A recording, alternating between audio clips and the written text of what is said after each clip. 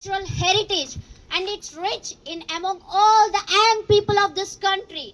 This is why my India has become a superpower, and due to which all the other countries are coming to India to invest on our motherland.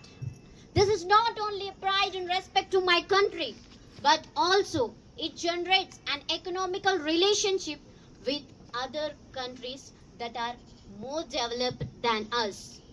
This is how the economical bond is formed between two countries, and also we can understand the geography of other countries too. When the economy and geography of two countries mix, then there is an exchange of culture.